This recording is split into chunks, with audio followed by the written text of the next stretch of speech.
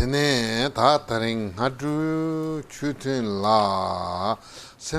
this morning we talked about the views of the mind-only school, and in the view of the mind-only school, it says that all of the appearances that we see in this life, all of the relative appearance that we see are just perceptions in the mind. They're things we see in the mind, but they are just the mind. The essence of them is not anything other than the mind. And so appearances are mind.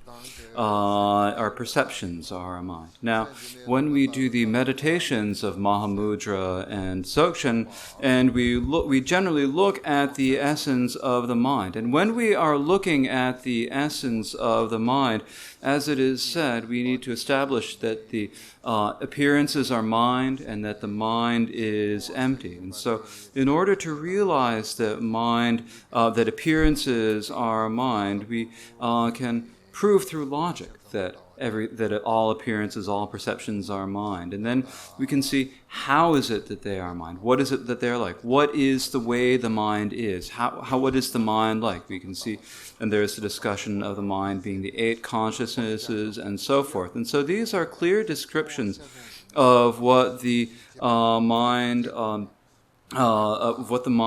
only school view is. And so as we described before, the mind-only view is really useful for coming to really definitely understand that all appearances are mind. And so sometimes, it's said that there's still some clinging to things as being real. There's a subtle clinging to something as being real, so it sounds like this is something that we should just discard and get rid of. But actually, that's not what it is. That's not how it is. Because through this view, we can understand that all appearances are just appearances within the mind. We can develop real certainty in this through through going through the logic. And so developing that is really important. But as we described earlier, then according to some people in the to the middle way teachings, it says that the mind only does not realize subtle phenomenal selflessness if evaluated from the perspective of the middle way. So they don't realize the subtle lack of a self of phenomena because they still say that there is the ground consciousness, which is the basis for all of the confused appearances of samsara. The ground consciousness is the basis for all of samsara and nirvana. They say that this is true, that this truly exists, because they don't want to say that there's just blank nothingness, nothing at all, no way that anything could exist. And so, for that reason, they say that there is the ground consciousness and that it has true existence. And then we come to the views of the middle way. And so in the mind-only school, there is the assertion that there is this subtle aspect of mind, the ground consciousness, that is true.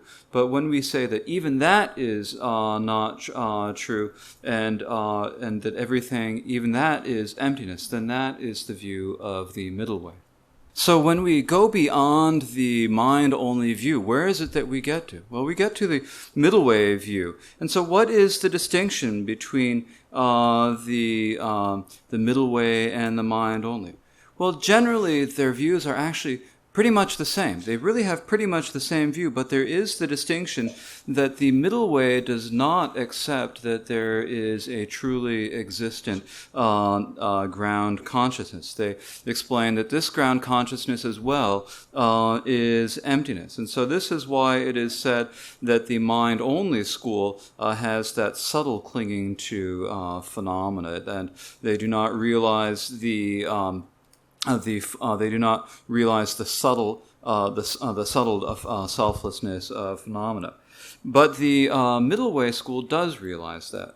So they say that all of the consciousnesses, all phenomena are emptiness. But in saying that everything is emptiness, there are actually some gradations in how they say this. There are 3 different gradations in how they present this. And these 3 gradations are called the Autonomist school, or the Svatantrika in Sanskrit, the Autonomist school, the consequentialist school, which is the prasangika in Sanskrit, and then the other empty school, which is in Tibetan, the Shentong. So you have the autonomist, consequentialist, and other empty schools. And of these three schools, well, what are they like? What are they about? Well, all of them are the same in that they come to really comprehend and establish emptiness. The autonomist and the consequentialist and the other empty schools are all the same in coming to understand emptiness, but the manner in which they really come to establish and comprehend emptiness is different. And so what is said is that with the autonomist school is what is called a view of making differentiations in post-meditation. So it is a view of making differentiations in post-meditation. So generally when we have meditation, there's the actual equipoise, the actual meditation session, and there is the post-meditation session. With the consequentialist school is the school that goes directly towards the equipoise. So they emphasize the equipoise. They do not say that things exist relatively and they don't exist ultimately. They do not say that. Rather, they just go straight for the emptiness of all phenomena. They say that all phenomena are emptiness. And so this is really the experience of meditation. They're going straight for the experience of meditation. So the consequentialist school is the school that goes straight for the experience of meditation. And so in this way, they join join what they see, the appearances that they see, and the way they present it is really mixed with the experience of meditation. Excuse me, let me say that again. The way the consequentialist school presents the emptiness is really mixed with the way they perceive it in their meditative equipoise. And so this is why it is the school that goes directly for the experience of equipoise. Now, the autonomist school is a school that makes the differentiations in post-meditation.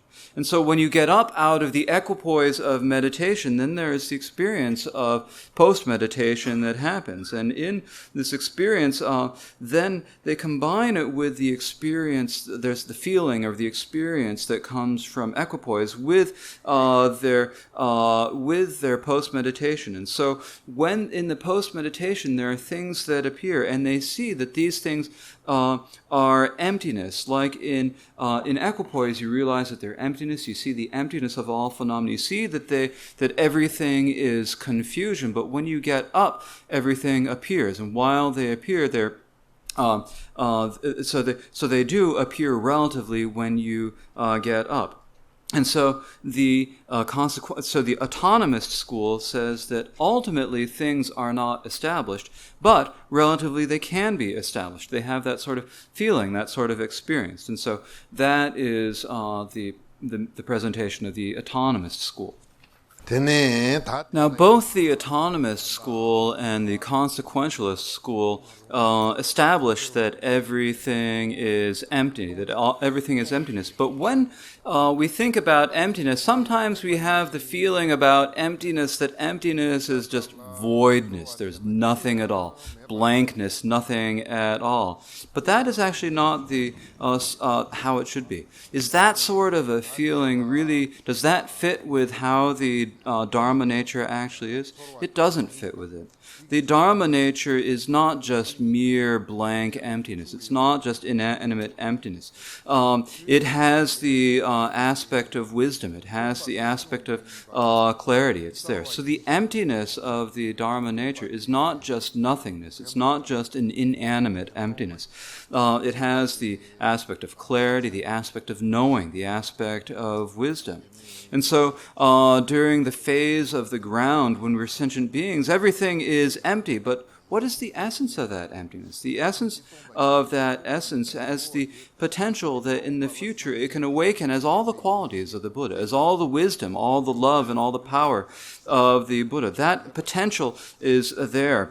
And so that is what we call sometimes the union of wisdom and the expanse. So here, the expanse means the Dharma expanse, the Dharma Dhatu, and that's emptiness. And then wisdom means this quality of knowing, the quality of love that is present. And so the emptiness inherently is imbued with this quality of wisdom and love. And so it is by its nature, it is inherently that quality of loving and knowing. And so that is the union of the expanse and wisdom. In relative terms, everything in terms of its essence is empty. So are things, in relative things, things do appear, but are they emptiness? Yes, they are emptiness. But ultimately, let me see if I can express this right.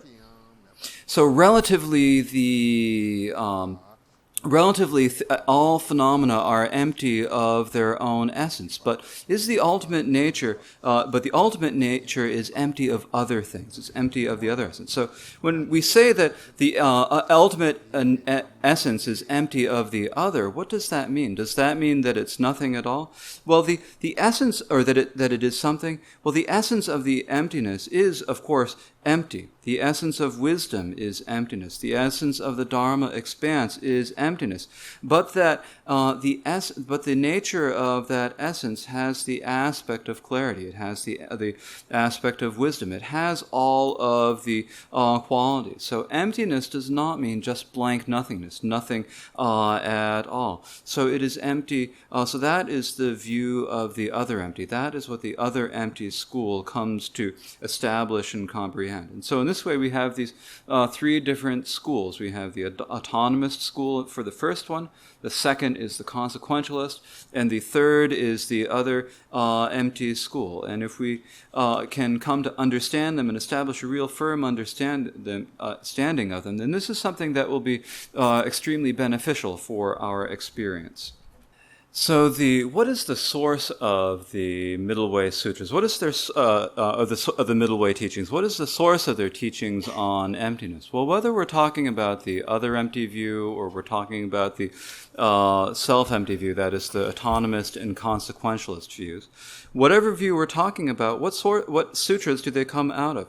Well, they come out of these sutras on transcendent full knowing that the Buddha taught at the place of the Vulture Peak Mountain in Vajravidya. And so these were vast sutras, really extensive sutras. There are three of them. They're called the Three Great Mothers. There's the long Great Mother, the middle length, and the short Great Mother. They're called the Great Mother because they're like the mother that gives birth to all the Buddhas. It's because of them that the Buddha attains enlightenment. So they're like the mother that gives birth. And so it's like the Great Mother. And so it's called the Prajaparamita. It's got a feminine ending on it in Sanskrit and in Tibetan. So it's like the source of everything. It's like the Great Mother from which all of the Buddhas come. And so in terms of these sutras of the Great Mother, there are three sutras, the long, the medium length, and the short. The long one is called the 100,000 stanzas because it is 100,000 stanzas or sentences long. And in terms of the number of volumes of books, it is 12 volumes. The medium length one is called the 25,000 verse because it is in 25,000 verses and it takes 3 volumes. And then the short one is the 8,000. The 8,000 verse sutras on transcendent full knowing. And so it has 8,000 verses and it takes 1 volume. And then there's the really short one, the really condensed one that's like the essence of all of it. That's the Sutra of the Heart of Transcendent Full Knowing, or the Heart Sutra. That's the very short one. And so when the Buddha taught these are included in the second turning of the wheel of Dharma. He turned the wheel of Dharma, that is, he taught the Dharma again on Vulture Peak Mountain. Now when you go to Vulture Peak Mountain these days, it's pretty empty, there's nothing there, but that is actually the place where a long time ago the Buddha did teach these, turn the wheel of Dharma for the second time and taught these sutras on transcendent full knowing. And so what is the meaning of these sutras? What is the intent that they are trying to teach? Well, they're teaching they primarily teach the emptiness of all things. And so it says, there are phrases such as, there is no form, no sound, no smell, no taste, no touch, no dharmas, and so forth.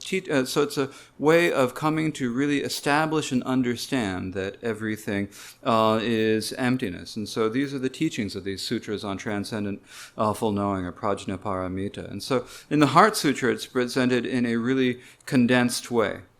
Now, when we talk about the words of the Buddha, there are actually a few different types of the words of the Buddha. There are three different types. There are the actual words of the Buddha, there are the words that he instructed be told, and then there are the words that come from his blessings. So the actual words of the Buddha are the things that he actually said with his own mouth, and so those are pretty easy. Then there are the words that he instructed, the instructed words. So these are not things that the Buddha actually said himself, but he told his students, he said, you should teach it like that. So in the Mahayana Sutras, there are spots where the Buddha would tell Manjushri or Avalokiteshvara to teach something and to explain something. In the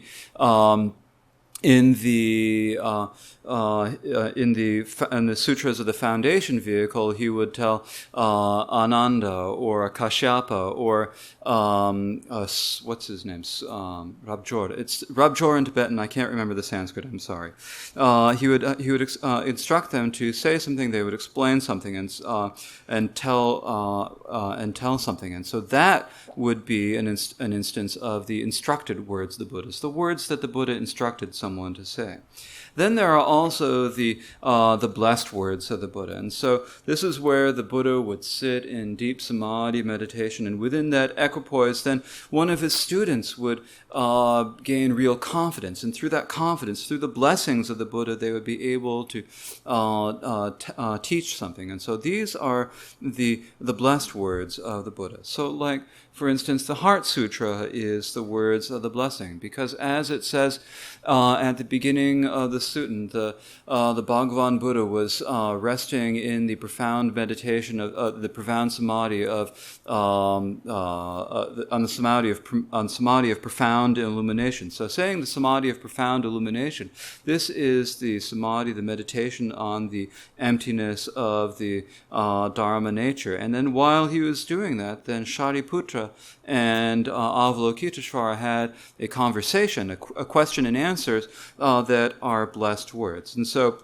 Shariputra then asked a question of Avalokiteshvara. He said, "Son of noble family, how should any son or daughter of noble family who wishes to practice the practice of the transcendent full knowing, who wishes to do the practice of practice, who wishes to practice the practice of transcendent full knowing, train?" And so he asked this question out of the blessings of the Buddha. And so this is why this is the blessed words of the Buddha. How is it that someone who wants to practice the profound practice of meditation on the Dharma nature, how can they actually do the practice? What do they need to do the practice? And then as a response, so this question came out of the blessings of the Buddha. And then in response, Avalokiteshvara says, "Shariputra, any son or daughter of noble family who wishes to do the practice of the profound transcendent full knowing should train like this." And so saying train like this, it means that this is what they should contemplate. This is how they should act. This is what they should do. This is how they should meditate. And so this shows how this teaching of the transcendent full knowing appeared. So when we say emptiness. Emptiness is something that's really important. It's really important. It's a very good thing to understand if we understand it right. But sometimes there's the chance that you might sort of not quite get it and sort of misunderstand it and think about it. Like, misunderstand it, not really understand what's going on. It's like once I met someone on the airplane. He said to me, "Are you a Buddhist?" I said, "Oh, yes, I am." "What is this emptiness stuff? Do you teach emptiness?" And he said, I said, "Yes." He said, "Well," then he explained it. And then he explained, like, now, you Buddhists, I mean, when you teach Dharma, Dharma, religion should be something that inspires you. It should give you faith. It should make you feel wonderful and good. It should encourage people like that. But you Buddhists, when you teach about Dharma, all you say is impermanence. Everything's impermanent. You talk about suffering, emptiness, impermanence, and all these terrible things, and people just come completely discouraged when you say that, he said. And you can't blame him, If you don't understand it right, you can't blame him for it. But actually, when we talk about emptiness doesn't mean nothingness. It doesn't mean nothing at all by any stretch. So it's actually really important for us to realize emptiness. It's really helpful to realize emptiness. And the reason is that sometimes, we get angry. Sometimes we feel greedy for something. Sometimes we might not feel angry or greedy for something, but, we might get really depressed or we might get fearful of something. But when we realize that the essence of everything is emptiness, that it has no essence really there, then we'll realize that there's actually nothing to be greedy for, nothing to be desirous of. There's actually nothing to be afraid of. There's actually nothing to get angry about. And so when we know that, we can actually be really inspired. We can be really encouraged by this. And so this comes from knowing the nature of how things are. There is that potential there. And so when we talk about emptiness is something that when the Buddha taught it, it's not something we can directly know. It's something that we first have to understand through inference. We come to comprehend it and establish it through inference. And so that is why we need to really comprehend and understand the middle way. And so here it's in the text it reads, in the middle way there are two schools. So here the middle way means the autonomists and the consequentialists. So the autonomists and the consequentialists, or the prasangika and the svatantrika. So there are two schools of the middle way, the autonomist and the consequentialist. And among the autonomists there are higher and lower branches. And so here, whether the middle way view is the autonomist view or the consequentialist view, it all is based upon the view of emptiness as taught in the Great Mother, the Sutras on Transcendent Full Knowing. But the way that you come to comprehend that and establish that is different. So, as we mentioned before, one goes through the making distinctions in the post-meditation, and the other, the autonomist goes through making distinctions in post-meditation, and the consequentialist school goes straight for the equipoise. And so, in this way, that is why there are the two separate schools. Now, for the autonomist school, there are also lower and higher branches. And so there are lower autonomists and there are higher autonomists. And so of the lower autonomists, it says here, the lower autonomous masters Sri Gupta and others assert that all phenomena are ultimately emptiness and conventionally merely appearance. Thus they assert that in relation to a single basis, appearance and emptiness cannot be parted, but their essences are separate. And so this Indian master Sri Gupta says that all phenomena, that there are appearances, that phenomena appears and there are emptiness. So relatively there are appearances, and then ultimately there is the emptiness. And the appearance and the emptiness are both present together on the basis of a single thing. So they're there together. They're not the same, they're separate, but they cannot be separated. So these people are saying, Sri Gupta and others are saying that the appearances and the emptiness are separate, but they cannot be divided from each other. And then there are the masters of the logic of illusion. Master Ocean Cloud, which is a translation of the name. It's probably in Sanskrit Sagara Mega, I'm not positive about that. So Master Ocean Cloud and others establish that all phenomena included in the true truths are merely illusions. So Master Ocean Cloud and other masters say it's not like that. Everything, all of the phenomena are just illusion. They're all confusion and illusion. And they assert that holding the essence of the illusions to be such should not be destroyed. So they say that, well, then you have to hold that these illusions really are illusions. And so in holding and so they say that you can't get rid of that. You should not destroy that perception of the illusion to be the illusion. So that is the second of the lower autonomist schools. Then it continues, in actuality, both of these are incompatible with the reality of things as they either consider the two truths separate. So Master Sri Gupta and others say that that appearance and emptiness are separate, that the relative and the ultimate are emptiness, but they coexist.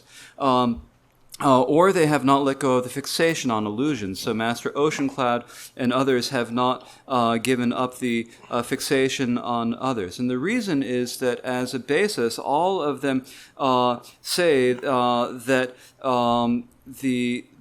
relative appearances have to be validly established. Relative appearances are validly established, and so they have not let go of this fixation. So in reality, they are incompatible. In actuality, both of these are incompatible with the reality of things as they consider the two truths separate or have not let go of fixations. Thus, they are called lower autonomists. They have not given up the idea that the two truths are separate, or they have not given up the fixation on illusions, and so for that reason, they are considered the lower autonomists. Then there also are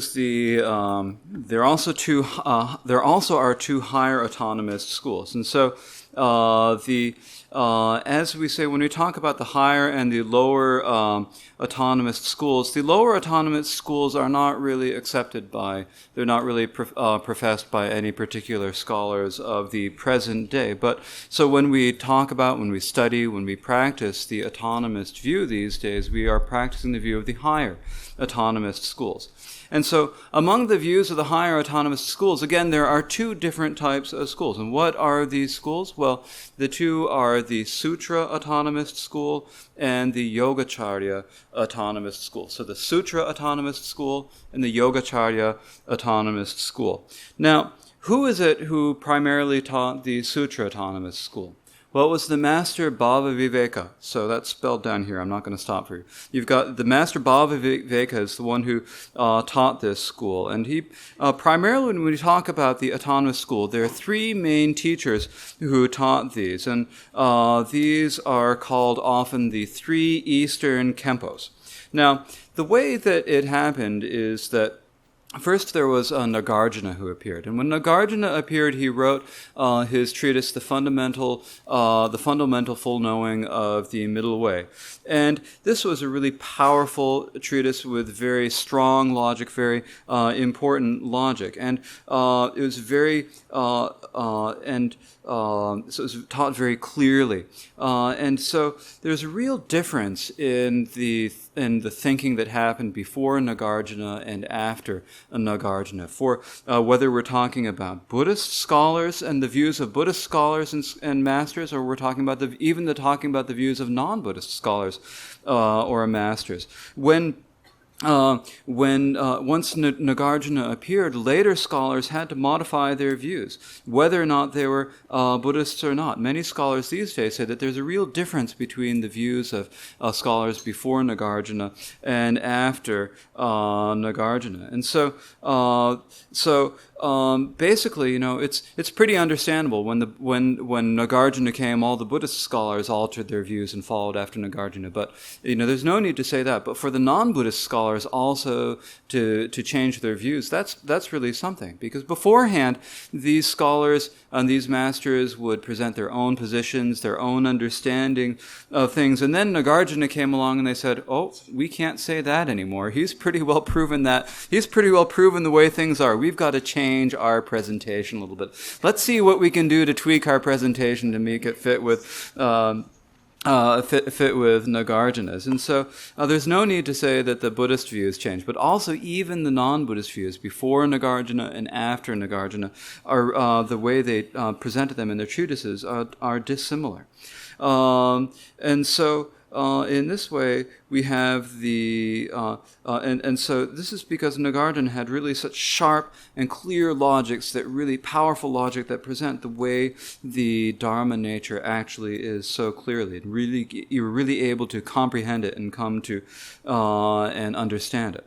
And so, now, when we come to the commentaries and the explanations of Nagarjuna's view, then we get the autonomist views and the consequentialist views. And so the autonomist views were primarily taught by what we call the three Eastern Khenpos. When we say the three Eastern Khenpos, the reason we say that is that at that time, the center of everything was Bodh Gaya, which is in the center of the land of Magadha, which is now in the state of Bihar. So Bodh Gaya is the central land. And then there was a king in the east named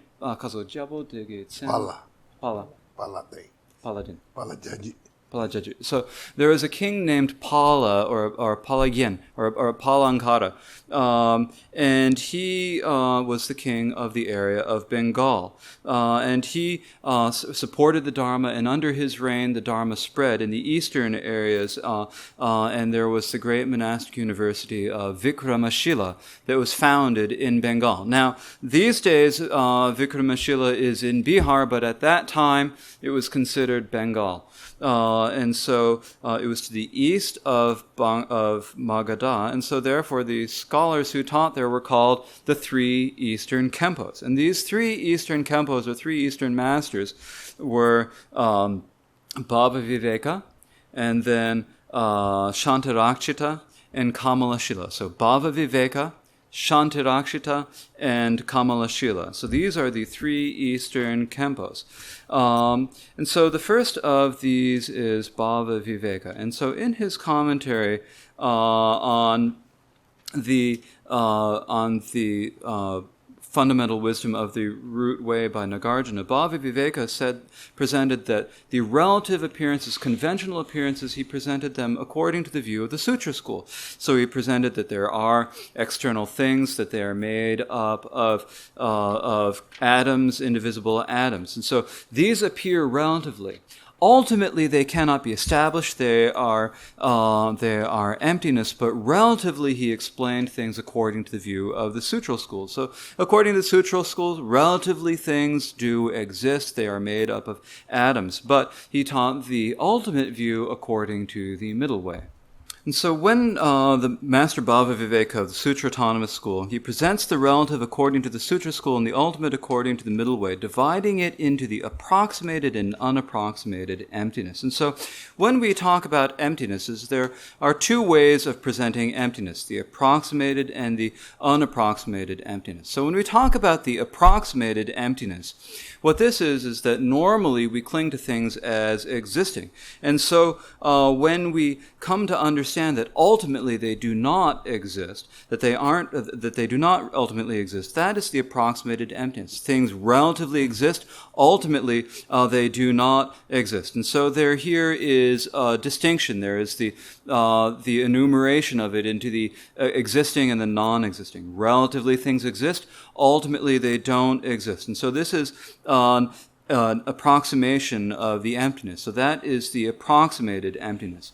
But then when we transcend that view, when we come to the actual emptiness, the unapproximated emptiness, then we can't say that things exist. We can't say that they don't exist. We are free of all the extremes of things either being something or being nothing, of them either existing or not existing in any way. And so that is the unapproximated emptiness,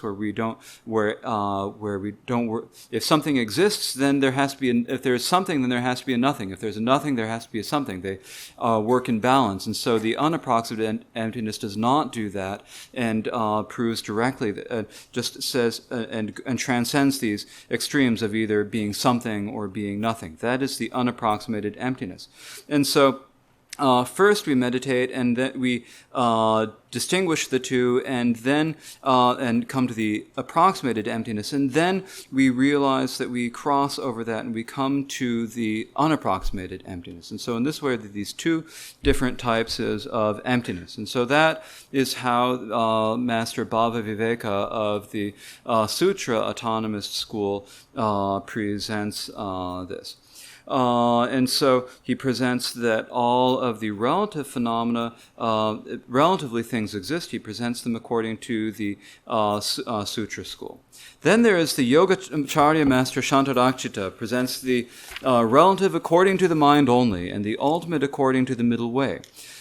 He teaches that temporarily that all phenomena are approximated emptiness, but ultimately they are ultimately resolved to be unapproximated emptiness. And so Shantarakshita presents the relative not according to the Sutra school as Bhavaviveka, but according to the middle way.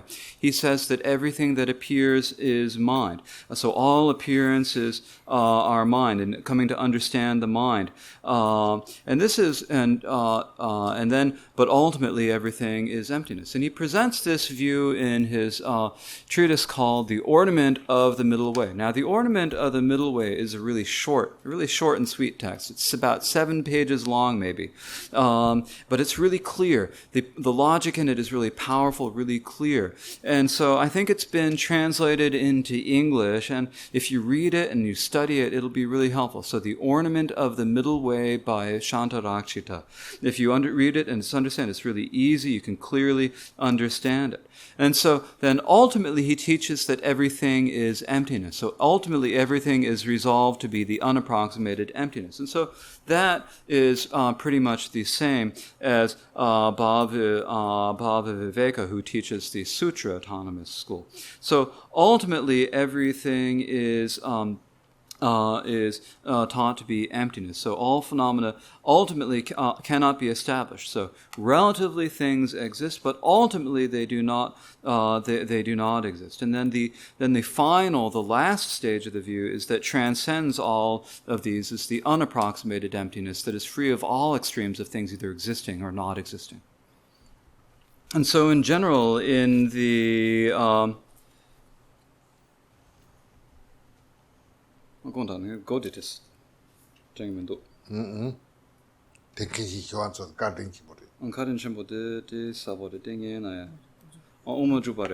So generally, when we talk about the treatises of the Middle Way, we have we often mention the introduction to the Middle Way or entering the Middle Way. It's often translated as by Chandrakirti. But there also is the Ornament of the Middle Way by Shantarakshita. And this is a really... when we talk about the entering the middle way, this doesn't really it doesn't teach any gradations of it. It doesn't say that things relatively exist and they don't, but ultimately don't exist. It doesn't have any sort of progression to go through. It just goes straight for the teaching of emptiness as it is. But in the ornament of the middle way, it teaches that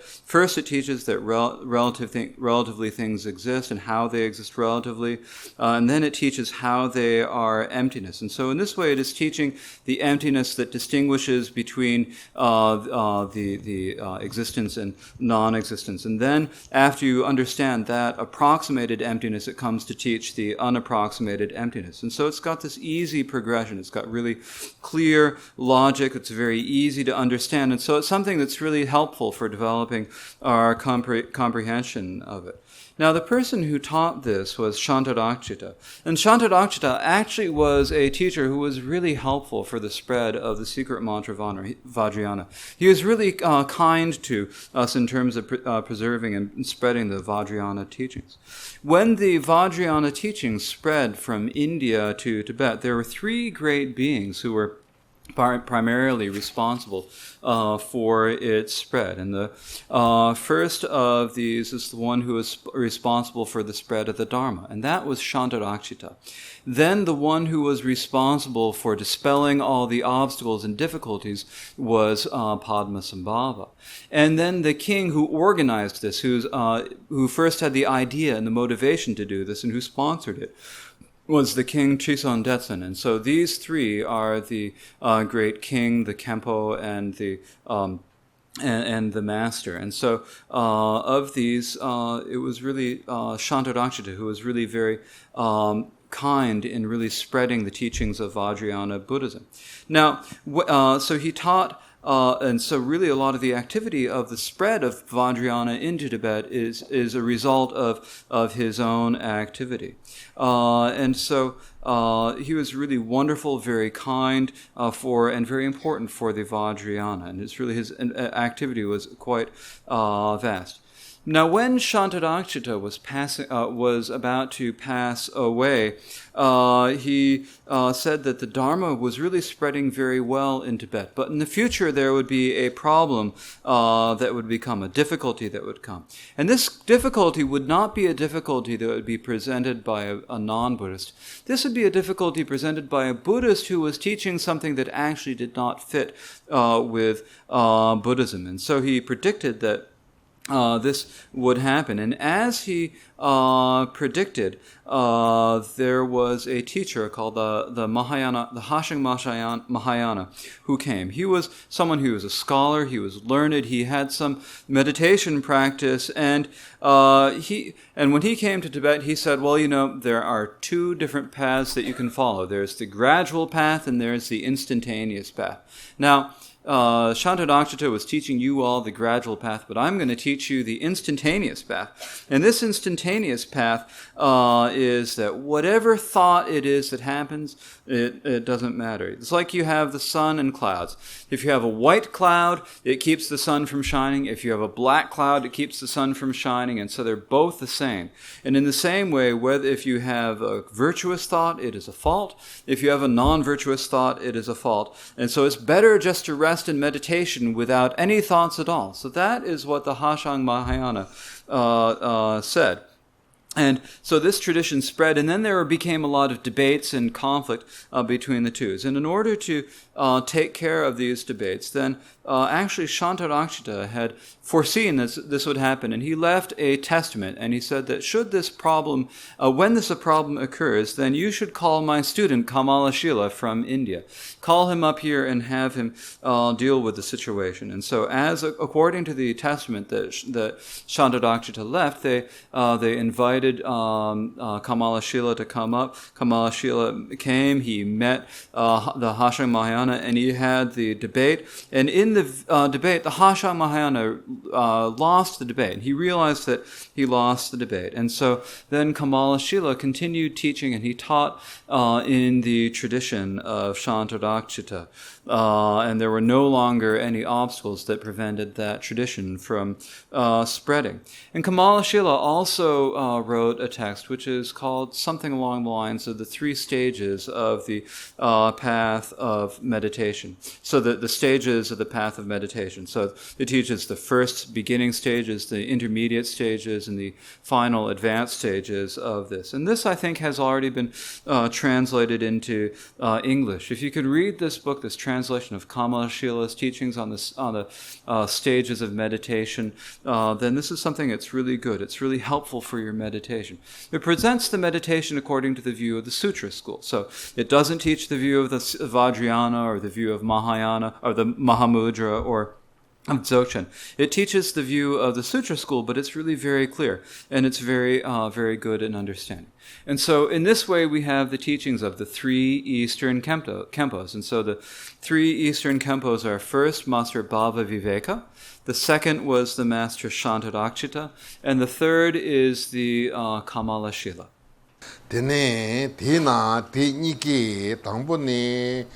And so as the text continues, at the first, both of them place emphasis on the approximated ultimate and then distinguish the 2 truths. They assert that ultimately all phenomena are nothing but conventionally they exist. Thus they are known as the causal middle way of post-meditation or the path middle way of differentiation. So at first, both of these, both the Sutra Autonomist school and the Yogacarya Autonomist school, both of these place emphasis on the approximated emptiness and then distinguish the 2 truths. And so here they They say they place emphasis on the approximated emptiness. They say that ultimately things do not exist, but conventionally they do. And so, thus, in the post-meditation, they're the causal middle way of post-meditation. And so, then they assert that ultimately all phenomena are nothing, but conventionally they exist. So that is when they come to understand the approximated emptiness. When they present emptiness, when they present the ultimate truth, then they are presenting both the approximated emptiness and the unapproximated emptiness. They distinguish between these two. And when coming to understand the approximated emptiness, they say that all phenomena are emptiness, but conventionally they do appear, they do exist. And so they distinguish between the true truths. And so that is why they are known as the causal middle way of post-meditation, or the path middle way of differentiation, and that they differentiate the two truths. And so that is the presentation of the Autonomist school. And so next is the Consequentialists. So maybe that's enough for this afternoon's session.